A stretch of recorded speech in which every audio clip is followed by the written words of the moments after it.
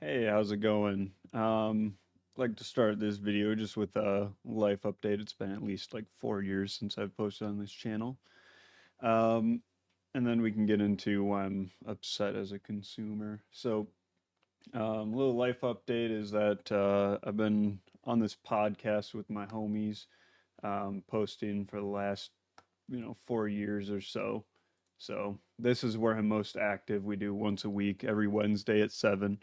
So, hit it up, Small Member Squad podcast. It's on YouTube, it's on Apple, it's on Spotify. And I've also been streaming a little bit. It's been a little bit at this point since I've streamed, but I also stream over on Egg Platinum. I don't know why it's cut off at the top there, but Egg Platinum. Speaking of Spotify, we'll get into why I am upset as a consumer now. So I got word this morning that the Spotify is going to be discontinuing the Spotify car thing. So we'll get into what the Spotify car thing is, and then we'll talk a little bit about why I'm so upset that they are doing this. So the Spotify car thing, for those of you who don't know, is this little device. It's meant for plugging in your car. It has a little magnet pad on the back that you can just stick it in. It came with a little attachment on the dash, and it connects to the through Bluetooth to your phone. So it has to go through your phone anytime that you have it connected. There is a Spotify connections notification telling you that the car thing is connected because it has to work through the phone. I can disable the Wi-Fi and data on my phone. Let me do that real quick. Um, and there's the data. So now with both Wi-Fi and data turned off, you can see at the top there, absolutely no signal bars for data or anything. It still works. Tells you it has no network, but it still works for starting playlists, is which is what the buttons at the top here are for. Make sure that's turned down on there. You can still control the volume with the dial, access all the things. I guess you can't access that, but whatever.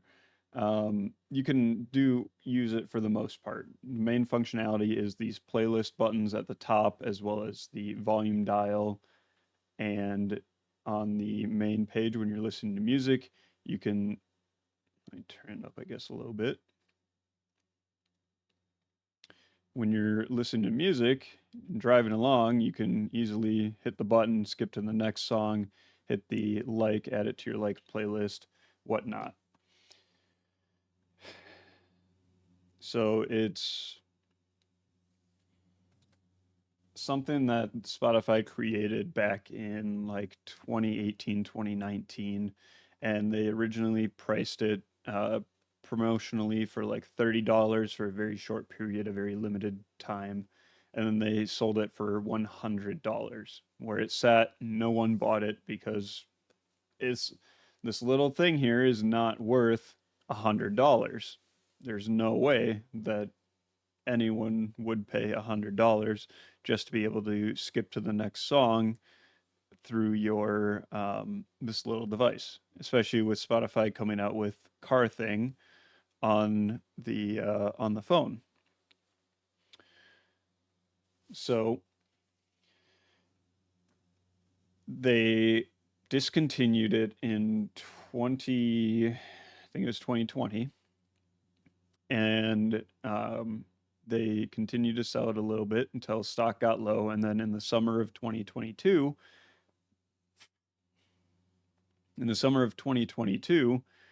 they ran a promotion where they were selling it for $50. It was freaking gobbled up at this price. That's where I got it, at that $50 price point. I would say $50 is about the most that it would be worth with its functionality. However, what they did not state in the sale is that it's going to be discontinued and will stop working in December of 2024. So come 2020, it's already 2024. So come December, this thing is going to be a paperweight. Um, they say that it's in order to streamline, make it better, enhance the um, performance, user experience for people, but I just don't understand it. December 9th, it'll become a paperweight. It'll no longer be operational. I don't understand this because it just connects through the phone like a Bluetooth device. You know what they recommend you doing with the car thing? Throw it into the fucking trash. It's e-waste, baby. No, if they do brick it, I'm going to see if there's a way to mod it. That's bullshit. I don't think that they should be able to take away functionality of the device after the sale. Um, I don't know. Yes, of course you can use Spotify in your car.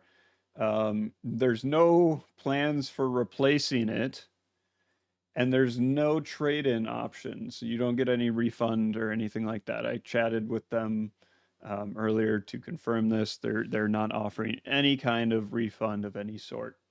So they take your $50 if you got it at the promotional price during the summer when I think a majority of the people got it, and you get to go and fuck yourself. That's all there is to it. So I'm very upset with Spotify over this. Um, and I'm gonna see if they brick it, if there's a way I can mod it, or maybe even making my own, just as a little challenge. Maybe it might not have the full functionality, like being able to start the playlist, but being able to skip the songs and whatnot was very useful for people that did not have those kind of controls built into their vehicle, like my brother with his 2003 car. Um, Next reason why I'm pretty upset with these corporations is the stupid ass dispute and user license agreement. So if you accept these terms as of March 21st, 2024, through Blizzard, you cannot sue them in court. There's no kind of repercussion if they do anything that's um, harmful towards you in any way, shape, or form. So, for example, back in 2012, they had a security breach. Passwords were accessed. Um, this happened back in 2012, so whatever. It's been a while, but it could happen at any time to any corporation. All it takes is one little slip up, and a threat actor has access to their entire network. Maybe not their entire network, depending on how they section it off, but a very wide range of things depending on who they get access to. For example, another example is, this is alleged, a leak, but in December of 2022, there was an alleged breach for Blizzard. If you accept those terms, there's no financial repercussion for you, and it's a bit ridiculous to me. Um, Furthermore, everyone heard about the Helldivers 2 debacle. Um, it got delisted in a bunch of countries that you weren't able to create a PlayStation account in. And it got review bombed. They came out and said, hey, you don't have to link your accounts anymore. Everyone changed their reviews, but it's still, as of today, is not relisted on those countries. These here are all countries that it was listed in previously. Oh, look at that, new country codes. I didn't see those ones. Um, and these countries here are ones that they had it like either they didn't release in, or they had a different version of the game for Japan. For example, if you look here, it says it only supports Japanese interface voice for customers in Japan. They have a different version of the game that they release in Japan for this reason. Um, Here's their announcement about the account linking. Um, and it's still, as I said earlier, is not relisted. So at any point, they could down the road say, "Hey, we changed our mind. We want you to link your accounts now." And because it doesn't have the same uproar that it had last time, it doesn't get overturned. That's not. I don't like that either. That's a uh, bad options. Another thing is another reason why I'm fed up as a consumer is things like this. Apple, you can save your photos to the cloud for iCloud storage, access your photos from anywhere, from any of your Apple devices. It's a feature that a lot of people like. But when you delete your photo, it should be deleted. It was found a little bit earlier this month that there was some sort of syncing problem between the different iCloud libraries they had, or not libraries, but different servers. So instead of having them all in one location on one server, they spread them across, thousands of servers. That way, if one goes down, the user's data is still backed up on another server. The problem happened is that they did not sync the deletion properly, so the photos were still on the servers, and some of these people reported photos from 2020, 2018. That's like 6 years of data that's not getting deleted, that's not syncing properly. That should be throwing up some sort of error in the system somewhere.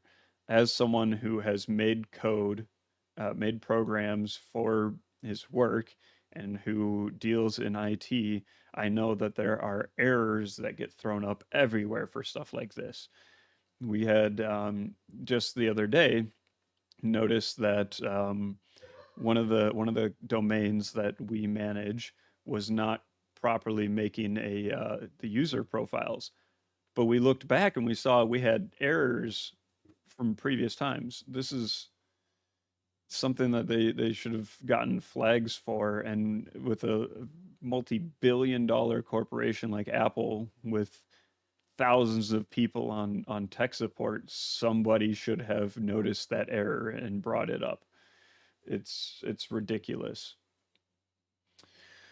I'm also pretty fed up with Samsung. I have currently a Samsung S22, just the regular one.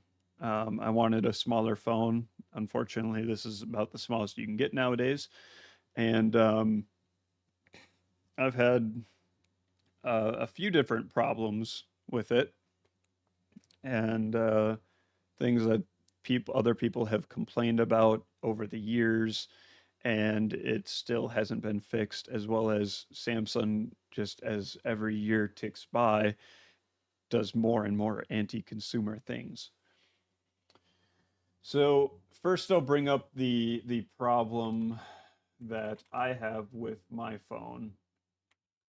Um,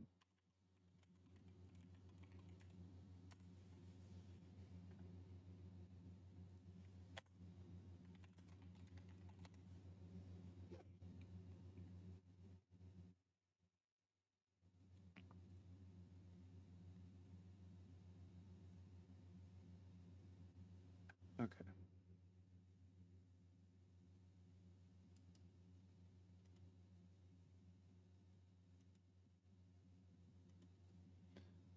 All right. So first, I'll bring up one of the problem that I have personally with my phone, and the problem that my friend has told me that she has with her phone. Um, so let me go over to here. We have Samsung's own, you know, forum posting. This one is a somewhat more recent post from January of this year, 4 months ago, saying, "Hey, multimedia messages are not sending. Like I can receive them, but they're not sending." It's been posted on the Verizon forums. It's been posted on Reddit. This one's from a year ago, and it what seems to be happening is that it's not sending. out these multimedia messages until you disconnect and reconnect from the towers, whether that be turning the phone off and back on, which is what I have been doing, or whether that be turning airplane mode on and then off to get it to reacquire the tower. That's what some people have said works. I haven't really tested that, but bottom line is this bug has been over a year. I think the first person that I saw reported it in 2022, September of 2022, and that's almost 2 years ago for this bug to be happening, and Samsung still hasn't fixed it. On top of that, they also have been recently, just yesterday as of recording, outlined to us that they haven't really been following what they said when it comes to right to repair. So here is the article, and I will link it down below. Um, Basically, Samsung came out and said in 2020, I think it was, maybe 2021, that they would be in full support of the right to repair. This means selling parts to people directly or to iFixit to sell to people. So I have an S22. I cracked the screen.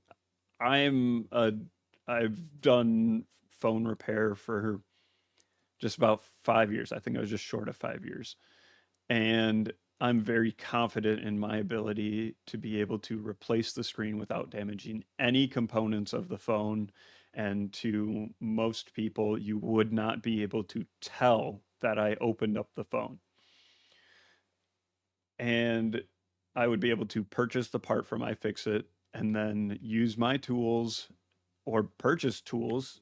They offered to buy them as a kit with the part that you were getting to be able to take it apart and replace whatever part is broken.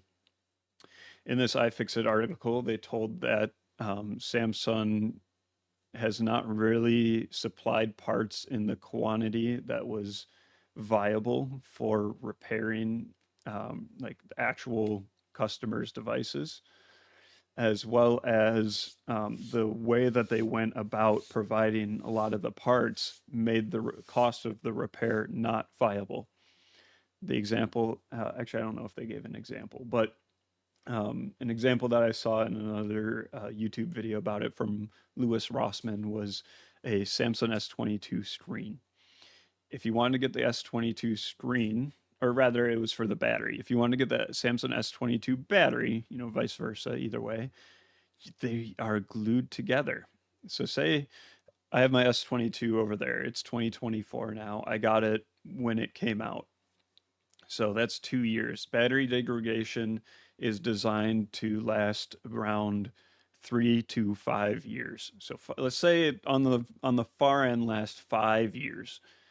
Come 2027, I go, hey, my battery isn't lasting long, but the phone itself is still functioning nice and fast. It gets me around for most of my operations. I don't do a lot on my phone. Like I'll show the apps I got. I don't have any games. I mean, other than Fallout Shelter, I guess. The most that I use my phone for is Droid Cam, where I can plug it in via USB and use it as a camera for my computer. And I don't really see a point in upgrading. You know, I'm not really do. I don't really see a point in upgrading. Down the road, the battery will degrade. The process of transferring electricity through a battery degrades the battery. It's a consumable item, so the battery will need to be replaced if you want to continue to use the device. However, if you want to replace the battery on the phone, you also have to replace the screen because the battery is glued to the screen, the frame of the phone. And because of that, the screen and battery combination is like $200. That's a ridiculously high price. As someone who did repair for 5 years, as I said, I could get a used new battery. Say someone could take a Samsung S20 in 2020, have the screen break, and they say, I don't want to fix it. I'll just, here, you can have the phone. They harvest the battery out of that, turn around, sell it on eBay or something, and sell it for like $80. Secondhand, I would get through my vendors at the time. A new battery for a Samsung phone was anywhere from $25 to $40 before shipping. Shipping ranges depending on the quantity of things, quantity of parts that you would get. But $40 for a battery is fine after 7 years, after 5 years. Um, what's not fine is needing to replace the screen, because the screen is completely fine and the glue can be removed from the screen with a little bit of isopropyl alcohol. A trained person or someone that watches 15 minutes of YouTube videos could easily learn how to do that without damaging the screen. Samsung builds their phones in such a fashion that it's easy to get the battery out, easy to get underneath the glue if you have to. It's ridiculous that they don't sell the parts separately for you to put together, so that you can replace only the damaged part. I'm just I'm fed up. I don't want to buy these products anymore. When I buy a product, that only lasts 2 years because they decide to disable it remotely for no reason, or I have a phone or something that works completely fine, but the battery degrades, a very simple part to replace, and they make it so much more expensive to replace it. It's just I'm just